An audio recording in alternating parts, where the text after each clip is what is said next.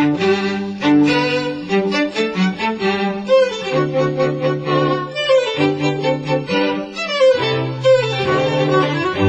make the case that in the long term, the negative consequences of Kennedy's policies included a Cuban Missile Crisis, war in Vietnam, and the Soviets closing the gap in the arms race. At least to some extent, he was responsible for those things.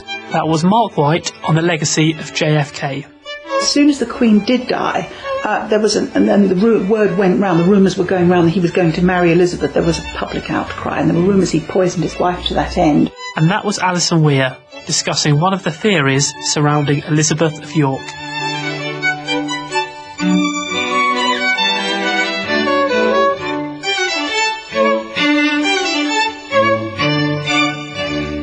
Hello, and welcome to the History Extra podcast. I'm Rob Attar, and I'm the editor of BBC History magazine, which is the UK's best-selling history magazine. You can find it in all good newsagents and on subscription. See historyextra.com/subscribe-today for subscription deals. We also have digital editions available for the iPad, Kindle, Kindle Fire, Google Play and Zinio. For details of these, please head to historyextra.com/digital. It was 50 years ago this week that one of the defining moments of the 20th century took place. John F. Kennedy, the young, glamorous President of the United States, was shot and killed in Dallas, Texas. Lee Harvey Oswald was arrested and charged with the assassination, but was himself killed before he got to stand trial. And to this day, a myriad of theories exist as to the true reason for the killing of JFK. Today, though, we're not going to be discussing the assassination, but rather JFK himself, the man and the president. I've been speaking to historian Mark White, an expert on post-war America, to find out more about JFK. And I began by asking Mark whether he would describe Kennedy as a great president. No. What's interesting about Kennedy is, more than any other president, is the gap that exists between how he's viewed by the American people on the one hand and how he's viewed by historians on the other. And if you look at public opinion polls, recent years, last 30 years or whatever, he's consistently rated by the American people one of the greatest presidents in American history. He's often rated, second best behind Lincoln, or third best, or even the best. But periodically, polls are taken to survey scholarly opinion in America. And if you look at those opinion polls, he is never rated as a great president. He's never bracketed with Lincoln, Washington, and Franklin Roosevelt, who are the three presidents always regarded as great. And he's always, I think memory says, he's always rated lower than someone like Truman. Probably on average in these polls of scholarly opinion, Kennedy's regarded as an above average president. So in terms of scholarly opinion, he's viewed as above average. And in terms of popular, but in terms of the American people, they still regard him as a great president. So that actually raises the interesting question of why is there this gap between scholarly opinion and popular opinion? And maybe we can get into that later, but I think the answer to that is the power of his image, an incredibly seductive, alluring image. But in terms of how I view him, I think there are definitely some major achievements, and the thing that he was excellent at was crisis management. So if you think about the positives of Kennedy's presidency, a lot of them do relate to crisis management. You've got the Berlin crisis of 1961, which did lead to the building of the Berlin Wall, but which he diffused, maintained a Western presence in Berlin and West Berlin. Then in particular, of course, the management and diffusing of the Cuban Missile Crisis, the most dangerous crisis in the Cold War era. And as that crisis unfolded, he became increasingly effective. He remained cool under pressure, and by the end he was absolutely determined to resolve it diplomatically and not by force. And then you've got the periodic civil rights crises, such as the Birmingham crisis in the spring of '63, and again very, very good at remaining cool under pressure and handling those situations well. So that's what he was good at, dealing with short-term crisis situations. But on the other hand, what he wasn't good at was thinking long-term. And it's interesting, when Harold Macmillan, British Prime Minister of the day, met him, he sort of picked up on this, and he said privately about Kennedy, very, very quick political operator, but I don't know if he really has a sense of the bigger picture. And if you think of Kennedy's record in terms of the long term, well, if you look at Vietnam, when he becomes president, a few hundred US military advisors, by the time he is assassinated, 16 to 17,000, a huge escalation. So whatever he would have done, and historians debate that, he massively deepened US involvement in Vietnam, and the long-term ramifications of that we know were calamitous. If you look at this really interesting aspect of his presidency, which people often forget, if you look at military spending, Kennedy inherited a huge lead in nuclear weapons over the Soviets.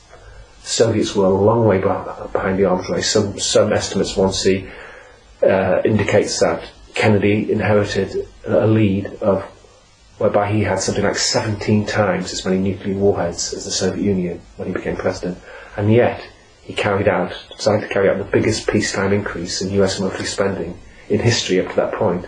Now, it's not too hard to predict what would happen, and what did happen in the mid and late 60s is the Soviets responded with a huge military build-up of their own to close the gap. So by the 70s, for the first time in the Cold War, the Soviets did, roughly speaking, have parity with the United States in terms of military power. So paradoxically, in the long term, Kennedy's defence policies reduced America's nuclear lead.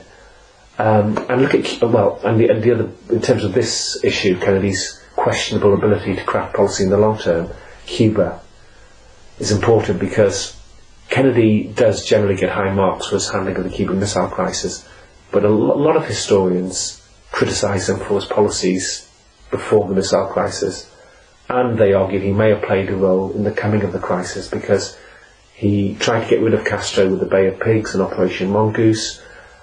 He diplomatically isolated Cuba, economic sanctions. Assassination attempts against Castro were plotted by the CIA, I think almost certainly with Kennedy's endorsement. So some historians make the case that had Kennedy not carried out those hostile policies towards Castro and also this huge military build-up, then Khrushchev may well not have put missiles in Cuba, and therefore you would not have got a Cuban Missile Crisis. So you could make the case that in the long term, the negative consequences of Kennedy's policies included a Cuban Missile Crisis, war in Vietnam, and the Soviets closing the gap in the arms race. At least to some extent, he was responsible for those things. The other negative about Kennedy's record as president is his ability to deal with Congress and to get his legislative program through Congress. If you look at the number of bills he introduced and the amount of bills he got passed, mathematically it looks pretty good if you compare it to other presidents. But if you look at his most important bills, his record is poor. The three most important bills he wanted to get through were Medicare, so medical care for the aged, a sweeping education bill, and also by 1963 the Civil Rights Bill, which he introduced that summer to end racial segregation in the South, arguably the single most important piece of legislation in 20th century American history. He didn't get any of those bills through Congress, and it took the skill of his successor, Lyndon Johnson, to bring about Medicare, sweeping educational reform, and the passage of the Civil Rights Act to end segregation. So I think if you look at his overall record, it's a hybrid, it's a mélange. There are definite achievements, Cuban Missile Crisis, Berlin Crisis, but there are definite failures. It's a mixed bag. And I certainly don't think he was in the Abraham Lincoln, Franklin Roosevelt category of transcendent great presidents, but nor on the other hand do I think he was in the sort of Warren Harding category of very poor presidents. He's somewhere in the middle. Just the one thing I would add to that is, in my opinion, he becomes a better president as his presidency unfolds. We're all affected by experiences in life, and he was affected by his experiences as president. And two things in particular changed him profoundly. One was the Cuban Missile Crisis. He's pretty hawkish before then, but once the missile crisis takes place, he becomes much more concerned about the dangers of the arms race, the Cold War, and he becomes more determined to make the world a safer place. And so, in 1963, in the final year of his presidency, you have the Nuclear Test Ban Treaty signed, you have him delivering his American University speech, in which he called upon Americans to have a more positive attitude towards the Russian people. And the other thing that changes him is the civil rights crisis in Birmingham, Alabama in the spring of '63. So this was a peaceful protest organised by civil rights leaders. And of course the protesters were attacked. The attack being organised by the local police commissioner. Dogs, electric cattle prods, water hoses used on the protesters. Kennedy saw all of this on television and the pictures in the newspaper, and he said he felt sickened. He felt sickened by what he'd seen. And it's in the wake of that he delivers, I think, the most important speech of his presidency probably, on civil rights in June 1963, when for the first time in the 20th century an American president defines racial equality as a moral issue, not just a political issue or constitute, but a moral issue for the American people, and he introduces the Civil Rights Bill to end segregation. So in the final year of his presidency, he becomes more progressive on domestic issues, on civil rights, and he becomes more committed to making the Cold War safer. So I think he is becoming a more ambitious, bolder, and more progressive president as his time in the White House unfolds. And that's another part of the tragedy of what happens in Dallas, because there's obviously a tremendous personal tragedy there, a man cut down in the prime of his life, children losing a father, a wife losing a husband, but there's also a political tragedy that he was becoming a more effective president as his presidency unfolded. So I know this is hypothetical, but had Kennedy not been killed in 1963, and had he gone on to serve 2 terms, do you think historians would be agreeing with the public that he was one of the best presidents? Might he have gone on to create a really lasting record? It's a really interesting question, and an important question, because as historians we're supposed to be concerned with the past, what did happen. But as historians we also have to respond to the historiography. What is the historical debate on the subject we're interested in? What have previous historians said? And if you look at the historical scholarship on Kennedy, quite a lot of it is about the hypothetical, what would have happened had he lived. So it's just important, it is an intrinsically important topic. And in terms of what would have happened, I think the 3 salient issues there are Vietnam, the Civil Rights Bill, and his personal life. So with Vietnam, as I said earlier, what he did do was to massively increase US military presence. So there's a huge increase in military advisors. He inherits this commitment from Dwight Eisenhower, a military hero president, to maintain a non-communist government in South Vietnam. He feels obliged to uphold that commitment. And it's interesting, there's a connection between Vietnam and the Bay of Pigs, because after the failure of the Bay of Pigs, Kennedy was embarrassed and mortified, and he said, we have a problem of making our power credible. We need to make our power in the Cold War credible, and perhaps the place we can do it is Vietnam. So he was committed to waging the Cold War there. On the other hand, it's also the case that on a couple of occasions the US military urged Kennedy and really exhorted him to send combat troops, and he always refused to do that. So if you look at something like Oliver Stone's film JFK, for all its flaws, that's one point that he emphasises, which is legitimate, that Kennedy consistently refused to send combat troops. It's also true that after the Bay of Pigs calamity, so the CIA organised invasion of Cuba using Cuban emigres, which fails, and the biggest political embarrassment of the Kennedy presidency. After that, Kennedy is much more wary about advice he gets from the CIA and the military. So during the Cuban Missile Crisis, a lot of the hawkish advice he's getting to go in and carry out a military strike on Cuba is given by the military and the CIA. And he shows manifestly in the Cuban Missile Crisis that he's prepared to say no to them and to stand up to them. Extrapolating on, you can make the argument that if you put Kennedy in Johnson's shoes in '65, and had he been given the same advice, including from the military, to send troops to Vietnam, he may have been more able than Johnson to say no. On the other hand, if you play out the hypothetical with Vietnam, you have to factor in the 1964 presidential election. If you think about the 1960 presidential election, what Kennedy did on the issue of foreign policy, and particularly on the issue of Cuba in his campaign against Nixon, was in a way to move to the right of Nixon. What he said in the autumn of 1960 is, it's terrible, Castro's come to power in Cuba in 1959, what has the Eisenhower-Nixon administration done about it? Nothing. Elect me president and I will take robust action to get rid of Castro, which is exactly what he tries to do at the Bay of Pigs. So, in 1964, let's assume he would have been up against the same candidate that Lyndon Johnson was, which was Barry Goldwater, the most overtly right-wing candidate the Republicans have nominated in the last century. So, let's assume he would have adopted the same strategy, which is being tough on foreign policy. He did it with Nixon in part because he wanted to stop Nixon accusing him, Kennedy, of being soft on communism. presumably he would have had the same impulse with Goldwater, which is to sound tough on foreign policy so Goldwater couldn't accuse him of being soft on foreign policy. And the biggest foreign policy issue in 1964 being Vietnam for Kennedy. So would he have taken a tough stance on Vietnam in 1964 that would have compelled him in 1965 to carry out a hardline policy which would have resulted in war? You can play out the hypothetical that way.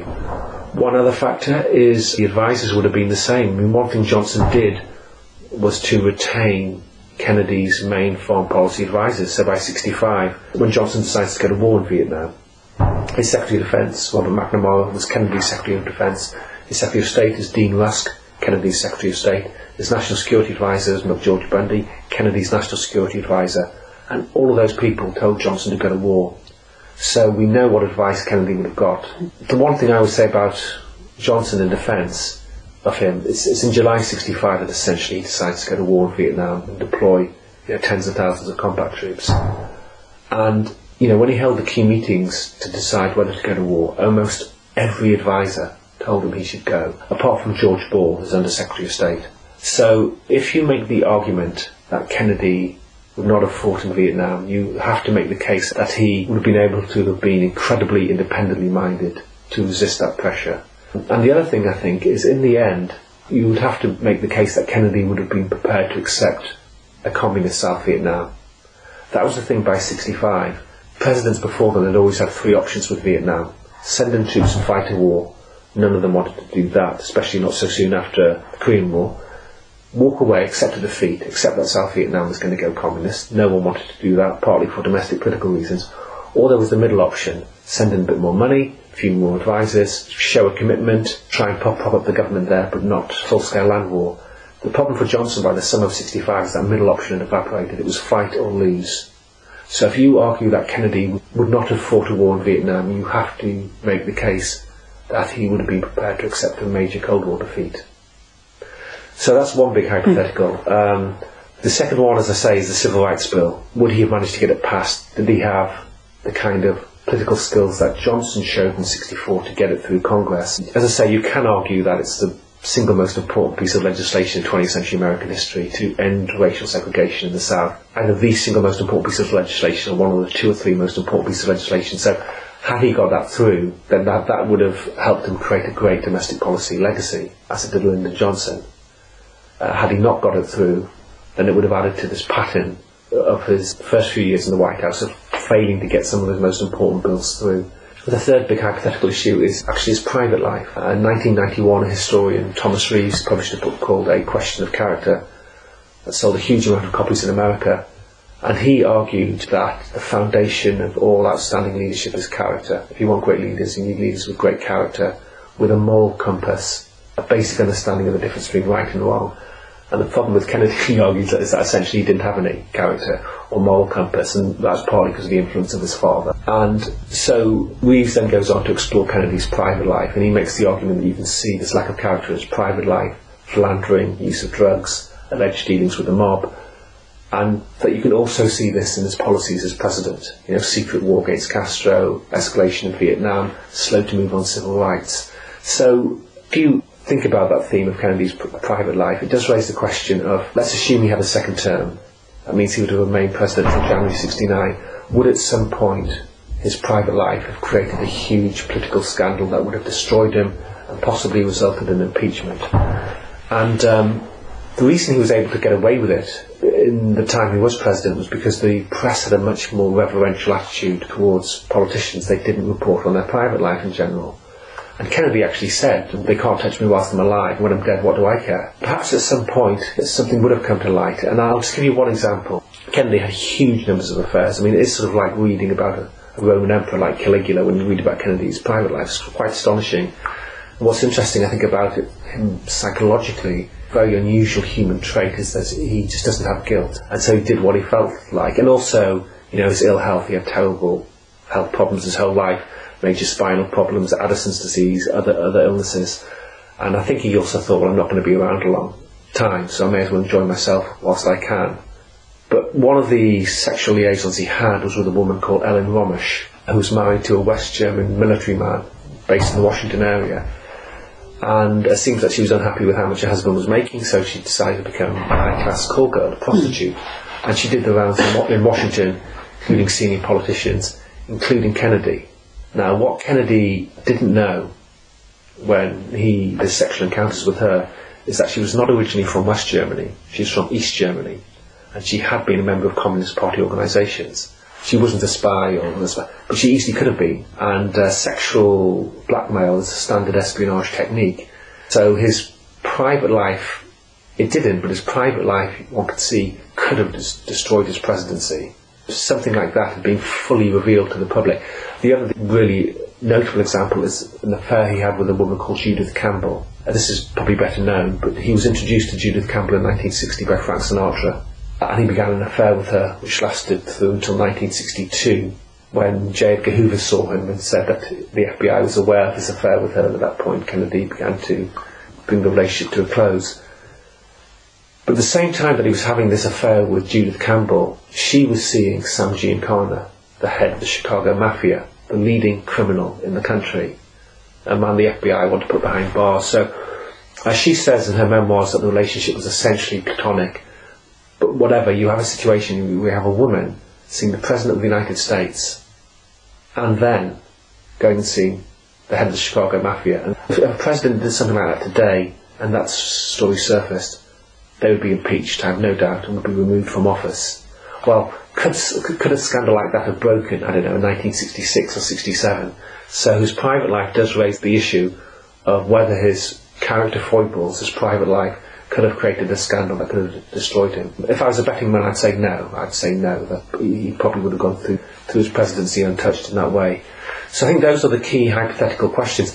The one other point that needs to be made is the pattern of 20th century presidencies, which is second terms are almost invariably worse than first terms. Teddy Roosevelt, the last couple of years of his presidency, were in many ways the most problematic, with Franklin Roosevelt, the one unquestionably, in my opinion, great 20th century president, the president who dealt with the two greatest challenges of the 20th century, the collapse of the economy and the challenge posed by fascism in World War II.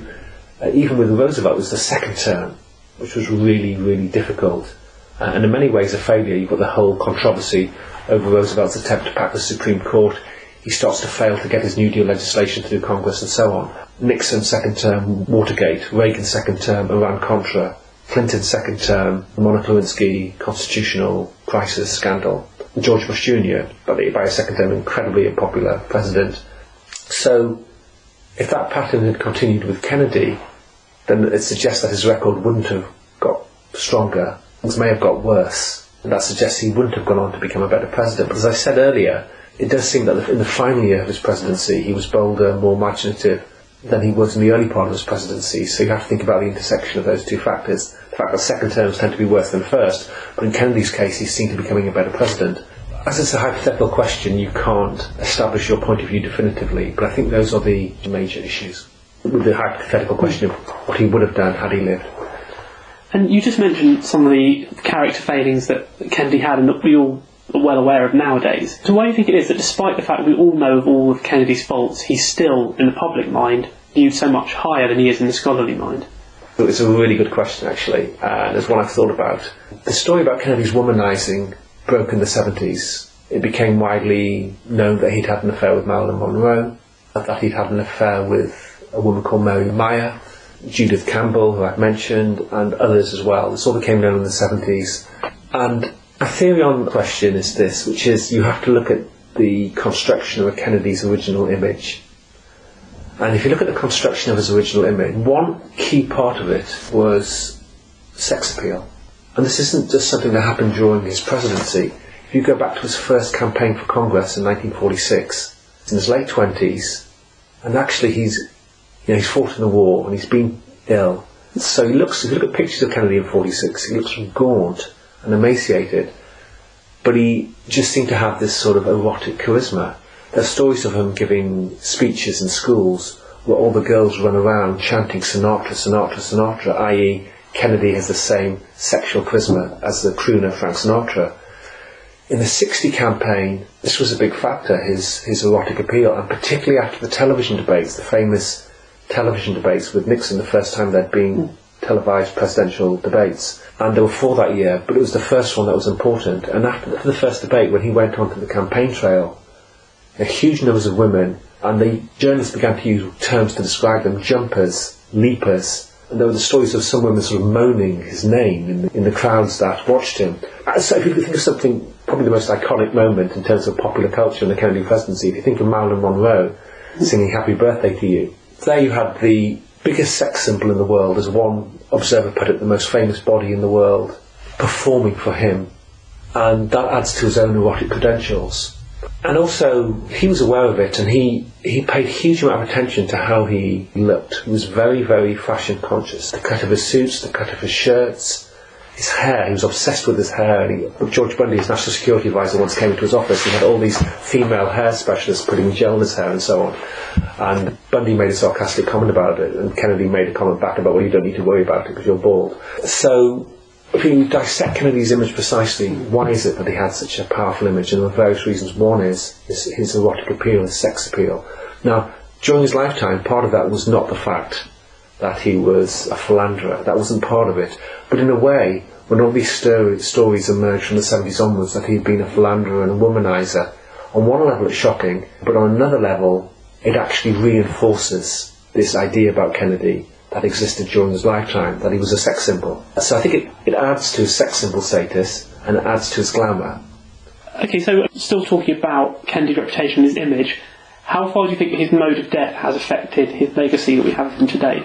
I think it's an important element, because it was obviously a tragic, traumatic event, and so people felt enormous sympathy for him, goodwill towards him, horrified at what had happened. And there was this statistic that, at some point after the assassination, they did a poll and 65% of Americans claimed to have voted for Kennedy in 1960, when in fact it was less than half. So the assassination has an impact. But what's important about it is not just the event itself, that he's assassinated, cut down in his prime, it's a violent act.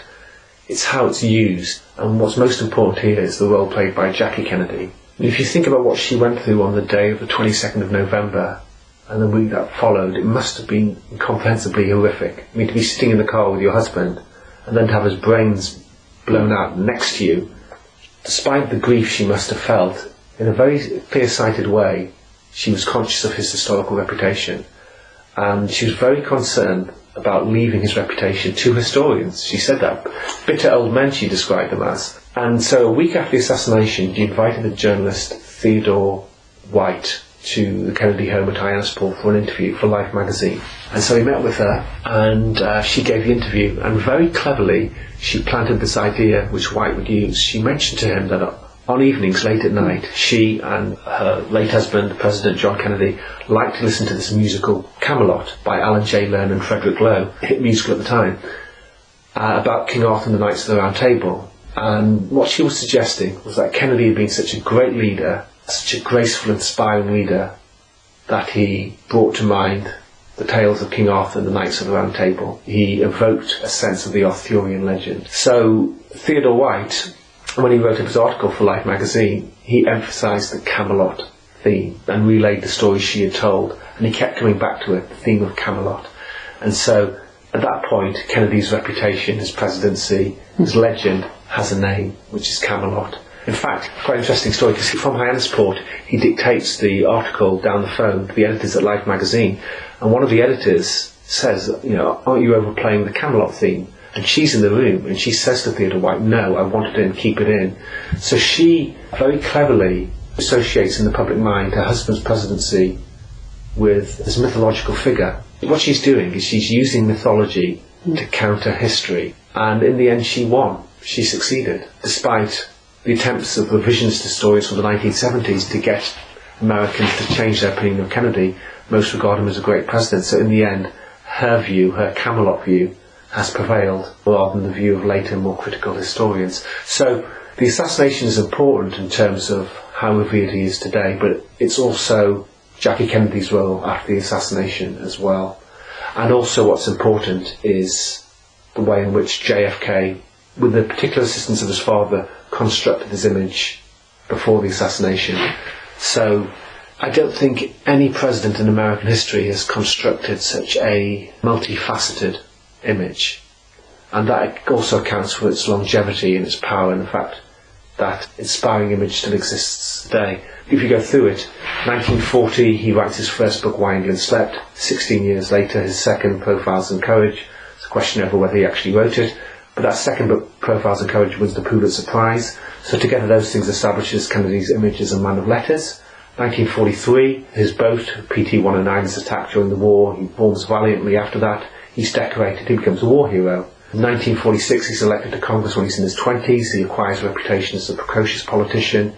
He also acquires a reputation as a sex symbol. And also he becomes a symbol of family life. People are aware of his very large, interesting family, all his siblings. His father's a public figure, a businessman who went on to become ambassador to this country. 53 onwards, he's married to Jackie Kennedy.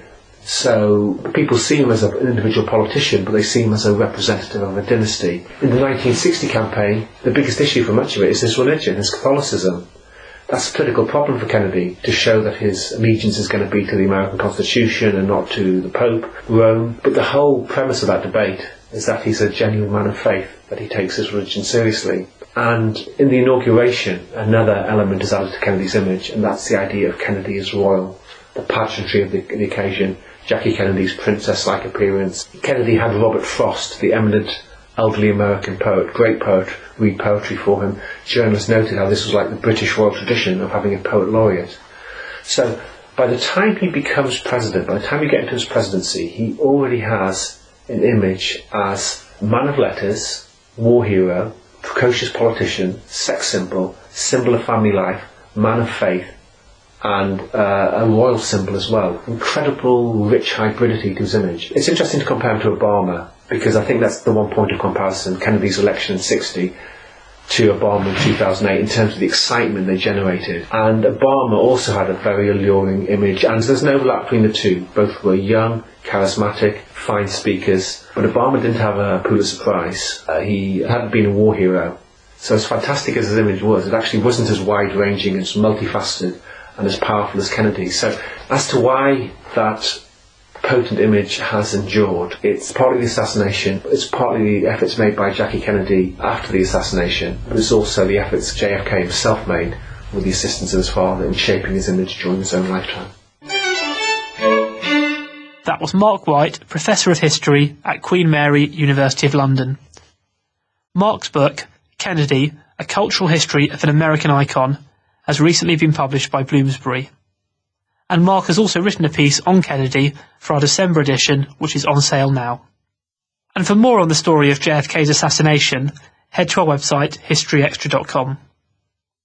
Elizabeth of York was one of the founders of the Tudor dynasty, and mother to one of England's most notorious kings. Yet she remains an underestimated queen in her own right, says best-selling historian Alison Weir. Our features editor, Charlotte Hodgman, caught up with Alison in the Green Room at the recent BBC History magazine History Weekend in Malmesbury to find out why Elizabeth is so often overlooked. And so, Alison, we're at our Malmesbury History Weekend event, and you've very kindly taken sort of 10-15 minutes out of your schedule to have a chat with me about Elizabeth of York.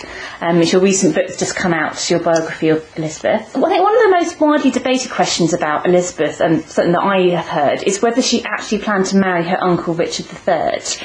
What's your thoughts on this? I've changed my thoughts on this because many years ago I published a book on the Princess in the Tower, and at that time, in the wake of A.N. Kincaid's translation of this key letter, in which she is asking the Duke of Norfolk to be a mediator for her in this marriage to the King, and she's very keen and urgent for it, and she says, "I am his in heart and in body and in all." Now the words "in body" had not been translated until 1979. Wow. When I was researching this book, that was something that historians were thinking, and body? Hello, what's going on here? But I don't read it that way now, this distance in time. I read that more as a declaration of of loyalty to the King, that she would sort of, all of her was ready to be loyal to him. I read it more from that point of view. So yes, I do think she wanted this marriage. I think she was proactive in pushing for it, not because she loved him. I think she didn't know him very well, because he lived mostly in the north. He did come to court occasionally. And I think also, they hadn't had much opportunity to meet each other during his reign. She'd been in sanctuary for a lot of it, and she'd probably been living in Wiltshire, down here. Oh, right. Interesting. After she came out. Yeah. But Because I think she saw this as the only way of safeguarding the future of her family. If she married the king, her mother and her sisters, she and her sisters had been declared bastards. Yeah. They had much better. He would have had to legitimated her. Goodness knows how he would have got around this. The logistics are horrendous. Yeah. But there's no doubt he did have this plan to marry her. We've got the evidence of one of his counsellors, the Croyland chronicler. And so yes, I think that's what she was. Richard was young. He was going to, he was going to reign for some time, in everybody's expectations. It seemed the way of securing a future for her family, and it's in her. It's in keeping with what we know of her nature. And what do you think reaction would have been if that had happened? How do you think people would have reacted to that? The reaction was horrendous because he had a wife at this time, and in we can't be sure that certainly the text. Part of the text is burned in the Cottonian fire of 1731, and it looks as if the last sentence is, and she feared the Queen would never die. Because I suppose she felt that her position was so insecure that I want this marriage to hurry up and happen. Yeah. It's not so callous as it sounds if you read it that way. But as soon as the Queen did die, there was and then the word went round. The rumours were going round that he was going to marry Elizabeth. There was a public outcry, and there were rumours he poisoned his wife to that end. Oh. He denied it. His counsellors all warned him and urged him not to marry Elizabeth because of the scandal that would come about. Also because they feared that she would take vengeance on them as Queen for what their part in his overthrow of her brothers and having her and her siblings declared bastards. So he had to publicly repudiate that. So, I mean, if she was prepared to marry him, I mean, at the time there was a lot of suspicion that he had murdered her two brothers. Yes, there was. Oh, yes. And she would have known about this. So, did she disregard this? Was kind of protecting herself and the dynasty? You see, there were two points during Richard III's reign when her mother and she, probably her mother was behind this plan to marry as well. Her mother, Elizabeth Woodville. She made a decision that seems completely at variance with what she would have done, knowing that Richard, or believing, as I think they did, that Richard had murdered the princes. And one was Elizabeth Woodville let her daughters leave sanctuary.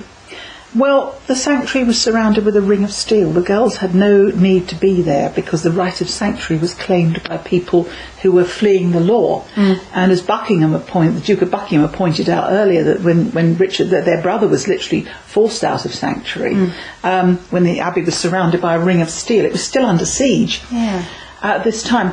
Elizabeth, they'd been there for, nearly a year. They have no money. They're at the abbot's, the charity of the abbot. It's compromising the abbot's relations with the king. They can't stay there forever. Richard issued very public guarantees, guaranteeing the future safety of the daughters and to arrange marriages for them. He didn't guarantee the safety of their brothers. Which is quite significant. So that is why Elizabeth Woodville probably thought she had no choice, because Buckingham's rebellion with Henry Tudor had failed. Henry Tudor prospects seemed poor at that time, and she had no choice. She really had to come out of sanctuary. They would have been forced out, just like the younger son had been. And also at this time, I think her mother, Elizabeth Woodville, was plotting with Margaret Beaufort to betroth her to Elizabeth to Henry. Tudor. This is a bit earlier. This is the time of Buckingham's rebellion, the previous autumn. So that was autumn. A little bit. The rebellion had failed. Buckingham was executed at the beginning of November. Henry Tudor's ship had got foundered and sent back to Brittany in a storm. And so in March, Elizabeth Woodville is pressured to let her daughters out of sanctuary. It's not doing Richard's reputation any good to have them in there, But I mean, she really has no choice. The abbey is under siege. They could have forced the girls out at any time. It's compromising to the abbot. She had no money. It was the way forward to come out. And it's the same mentality that informs Elizabeth's decision, and probably her mother's, marry the king himself, because no one could have touched them. I mean, the way it sounds to me is that she was a bit of a pawn, really. She was, but I think that she herself would have had to have consented to it. And I think it's in keeping with what we know of her nature later on. She was a self-sacrificing person, and we've got another instance of that when Prince Arthur dies much later in 1502. She's married to Henry VII. Her last pregnancy was so bad that her life was despaired of. Yeah. And because I believe that she had a condition called iron deficiency anemia, and that's what killed her eventually. And repeated pregnancies can deplete a woman's reserves of iron, Right. and that can cause all sorts of problems. But she said to Henry, as soon as they heard the news, she hastened to comfort him, and she said, and God is still where he was, and we are both young enough. That must have cost her something to say it. So this is in keeping with her sacrificing herself for her sisters.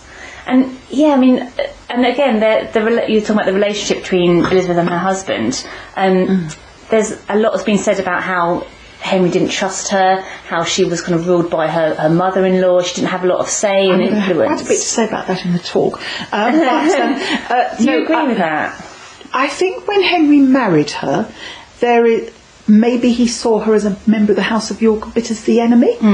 Unfortunately, our views are coloured by those of Sir Francis Bacon, who didn't like Henry, wrote a biography of Henry, didn't like Henry because, in particular in relation to Elizabeth, because he felt that Henry had undermined her title to the throne, which was better than his, and that he had not acknowledged it, and he wouldn't acknowledge that he had a better claim through marriage to her, and that he should perhaps have reigned jointly with her. Henry VIII acknowledged it, that the throne really descended through his mother, but Henry VII never would. And so I think this colours Bacon's perceptions. You know, he said his hatred of the House of York extended into not just into his council chamber, into the councils, but his chamber and bed. So this is what Bacon is saying. And we've got the report of a couple of Spanish envoys who say that she led a miserable life and she was subjugated by the king and his mother. The historical evidence belies that. And if you look at the context in which this remark was made, she's suffering the discomforts of early pregnancy. Right. So she's not going to look very happy anyway. I can imagine. and also, this is a time when there's great worry over Pretender, Perkin Warbeck. So you've got to look at the context in which it's a one outsider's opinion, and balance that against all the evidence of kindness between Henry and Elizabeth, and this very touching report we have of how they comforted each other when Arthur died. But I mean, the fact that we're going back a long way ahead to 1502 for that. Look early in the marriage. By November 1487. When he had her crowned, he had her crowned with more magnificence than he had himself crowned, to underline her dynastic importance. So it doesn't really sound like... No, he wouldn't have done that if he didn't feel like that. I think by then he had come to realise he could trust her. And we have evidence of him confiding very high-level state secrets to her. And also that he allowed her as much influence as any queen could enjoy within her own traditional sphere. That is, in dealing with ambassadors and in arranging the marriages of her children, in which she was traditionally supposed to interest herself, and she certainly did, and in bringing up her children. So you see, that's her sphere, and she was given quite a lot of autonomy in that respect. As far as Margaret Beaufort is concerned, I do feel there is this perception that modern writers overlaid it with their own perceptions of mother-daughter-in-law relationships, and we have Margaret Beaufort. There's a mythology that's been built up in recent years for her, actually, about Margaret Beaufort, and it's absolute rubbish. Because we've got to. John Fisher, who was a man of great integrity, later was executed for standing up to his principles against Henry VIII. He was her confessor, and he said in his funeral sermon that all who knew her loved her.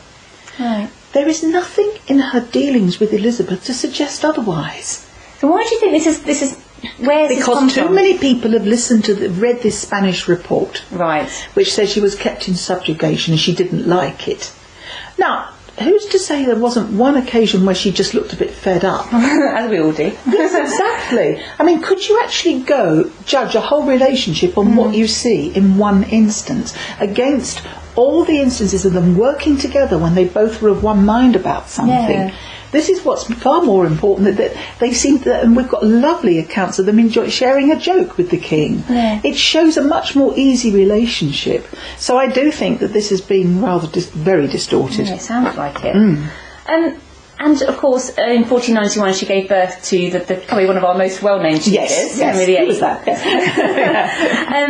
What sort of influence was she able to exert over her son, and what do you think? What impact do you think she had on his life, later on? Quite a lot, because there was a tradition that had been built up by her father that the heir to the throne, the eldest son, would be sent to Ludlow to learn the business of kingship in governing the Council of the Marches on the edge of his principality.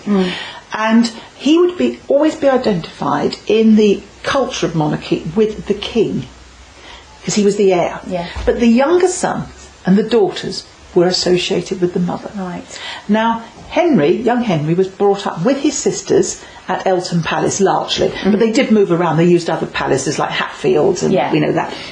And they all had their own attendants, but sometimes the attendants moved between households, but they were all kept together. And Elizabeth was with them quite a lot, because they weren't far from the court with all the Thames Valley palaces. And we know that David Starkey has actually compared Elizabeth's handwriting with Henry's, and it's enough. The similarity is enough to show that she must have taught him really to some degree, and that implies a degree of of regular closeness. Yeah. And so yes, but in some ways she may have been a distant figure. But I do think that when she died, he was 11, and his grief is. We've just been recently uncovered new evidence of him grieving for her. How well it was known that he was grieving for her. We have his own letter testifying to his grief, written some years later. But I think he was too young to see any flaws in his mother. To him, she probably appeared a figure of queenly perfection, against whom none of his wives would ever live up to scratch. So you think perhaps that did influence, and later in life, some of his actions? I think it did, because she is essentially the last medieval queen. Yeah. You could say Catherine of Aragon. Catherine of Aragon was more involved politically. Elizabeth, if she did try to influence Henry, it was in private, and clearly her influence was known to be worth having, because there were many influential and powerful people who actually sought her patronage with gifts. So they must have known that it was worth having that patronage. But it's very hard to measure the influence of queens, because it's exercised in private. Yeah. And so, but she is the last. She conforms to the ideal of queenship that was then expected. The queen should be a mirror of the Virgin Mary. Queens were allowed to wear their hair loose when they were married, as in token of this token virginity, because it mirrored the Virgin Mary. And Henry probably grew up seeing his mother very much in this ideal way. And when his wives deviated, I think this is where the problems came in, because otherwise Henry was a good husband. Yeah. Doesn't sound like it, man. No, but I mean, if you look at the way he lived with his wives, and when things were okay. I mean, with Catherine of Aragon for many, many years, you can see this. There is domestic harmony with sadness, is obviously, and there are storms too sometimes. But with Anne Boleyn, it's a very different story. Anne Boleyn breaks the mould completely. She doesn't conform to this ideal. To her. Jane Seymour did. Yes. And how do you think she balanced it? Because obviously their marriage was to bring the white and the red roses together. Yes. But there was still a lot of friction between the two families. There were. How did she was sort of in the middle. How did she balance that? I wish to God I knew. This is the big gap in Elizabeth's life. It's the fact that you imagine, Perkin Warbeck claims to be her brother. What the hell did she feel about that? I don't know. And according to Bacon, the news came blazing and thundering into England or something like that. And so we don't know what she thought, but we do know that she stayed loyal to Henry, and that he did feel he could trust her, to the extent that he sent Warbeck's wife into her household. He must have trusted Elizabeth enough not to know that they wouldn't plot. But this is very late in the day, after he's discovered Warbeck's, I say, true identity, because there's still questions hanging over Perkin Warbeck. It makes you wonder what she actually thought. Did she actually think that could be her brother? Yes, and if it was, just think of the implications, because he was the rightful king. Yeah. Do you just think about the knock-on effect of that? It must have been torture. Yeah. You can imagine that. Very, very worrying for her. And she would have seen Warbeck at court. He lived at court. Yeah. One historian, I can't remember who, said they were kept at a distance. There's nothing I could find to support that. Yeah. She couldn't fail but to have seen him. No. And so do you think where do you think her loyalties actually lie? With Henry. With Henry, was it? And her children. Yeah. With Henry, yes, I think so too. And do you think, what do you think her mother felt about that? Her mother was dead by then. Oh, right. Well, her mother was about the year just after Warbeck emerged, yes, and she was in poor health probably by then. Yeah, okay.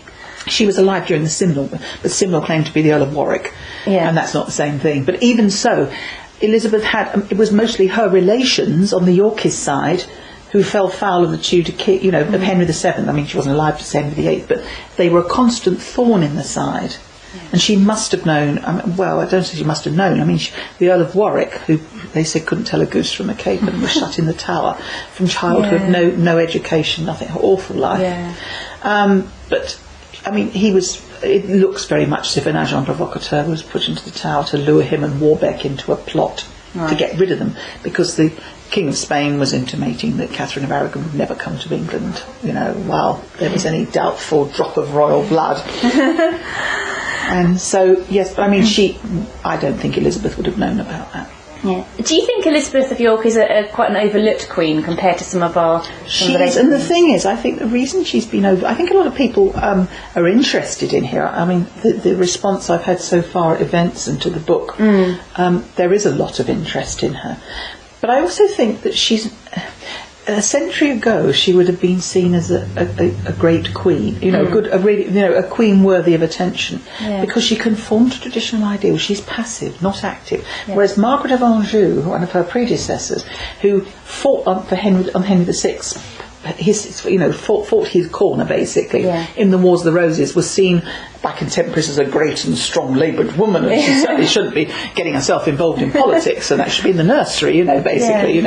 But nowadays we tend to see people like Margaret and Eleanor of Aquitaine and Isabella of France, women who are proactive, as more interesting and more worthy of study. Maybe the more passive Elizabeth, we can't say that about her. I think perhaps she's sort of almost seen as weaker because of that, because you don't necessarily see her. Yes, that's true, but I think that there's a lot to respect in her, and what comes across is her innate goodness and kindness. Yeah. It doesn't make headlines, but she was, if I say, God, the Princess Diana of her day, but if you look at the scale of mourning and you look at when she died and how popular she was, and there was every good reason for her to be popular. Yeah. And I think she was a genuinely good woman who went through a very difficult life, and a very demanding life in many ways. So is it that about her that inspired you to write this biography of her? I didn't know that I didn't know about this, but not to the degree I did until I actually came to study her and got to like her more and more, because you should stay objective as a historian, but you do end up with an opinion. It's quite hard, I imagine. Yes, that's true. People say, who do you like the most of all you've written about? How can you say? I've never met them. You write historical fiction as well. Do, yeah. How does your approach to both, sort of straight history and historical fiction, do they differ at all in your research and things like that? Well, the fiction I've written is largely been based on research I've already done, because I don't have time to re-research for historical fiction, basically. But I have got one or two books in the pipeline that, that I'm going to suggest that I will need to do some research, and that's going to be a lot of fun. I'm really looking forward to it. I did do a bit of research for the last novel, which featured Lady Catherine Grey and Catherine Plantagenet. There were two stories. Yeah. And but no, you do follow the same discipline. I'm always have this quest for authenticity. With fiction, I do think it's important, because I do a lot of events. I get a lot of feedback online and through letters, and I know that people care that what's in a historical novel is near the truth. Yeah. Because they want their history that way. A lot of people don't want to read history books, so they want it through historical novels. And that's how I came to history originally, through historical novels. Oh, right. And then I went to history books and sort of, because I wanted to know what the truth was, And so I care a lot about accuracy in historical fiction. I think that if you make up anything, you should, you have to fill in gaps, obviously. You have to but you have to be, I think, informed enough to fill those gaps credibly, so that it's credible within the context of what we know about the character. Yeah. If it's a real historical character, you have to do them justice. Yeah. But where you're inventing something, and I invented in my last novel a supernatural thread, and my two heroines had a quest to see what had happened to the prince in the tower, I've made it very plain in the author's note that didn't happen. That was just done for... It was It's an authentic frame for a mystery. Yeah. And finally, have you enjoyed this weekend? I've had a fantastic time so far. I got here at lunchtime, had a nice lunch, and I went to Tracy Borman's event this afternoon. Right. Third time I've heard her talk. But that is a really good book. It's excellent. Excellent. And I loved it. I'm looking forward to your talk later. Oh, thank you. I always do, yes. I'm really looking. It's lovely. However many times you do a talk, and I've done this about 3 times already now, you're sharing it with a new audience, and you're imparting the fruits of what you've been researching for quite a while, and there's something startling that emerged, and I always like to get to that bit. Oh, well, thank you very much for Thank you very much, anyway. Charlotte. Thank you. That was Alison Weir discussing Elizabeth of York. Alison's most recent book, Elizabeth of York, the First Tudor Queen, was published recently by Jonathan Cape. And you can read Alison's feature on the subject in the December issue of BBC History magazine, which is out now, and also contains articles on Alfred the Great, the Plantagenets, the Industrial Revolution, and, as I mentioned earlier, JFK. You can get hold of our December issue in all good newsagents and digitally. Well, that's almost all for this week. Do get in touch with your views on podcast@historyextra.com, and we might well read out your message in a future episode. One listener who got in contact recently was Jenna Capone. Jenna writes, I'm originally from Australia, currently living in Canada, but spent 2 years in England and completely fell in love with the place. I adore your magazine and buy it when I find it, but I wanted to write to specifically express my utter delight in your podcasts. I take great pleasure in listening to the high-quality talks on a wide variety of topics, and I love how passionate the historians you invite to talk are about their fields. Thanks a lot for your message, Jenna. Now, you can also keep in touch with us on social media. You can follow us on Twitter @HistoryExtra, plus, of course, we're on Facebook, facebook.com/HistoryExtra. And don't forget to visit our website, historyextra.com, where you'll find history news, blogs, galleries, features, quizzes and more. Next week we'll be talking to Simon Heffer about the Victorians, and Adrian Tinnerswood will be telling us about an influential transatlantic family from the 17th century. Do join us for that. This History Extra podcast was recorded on location in London and Malmesbury and produced by Jack Fletcher.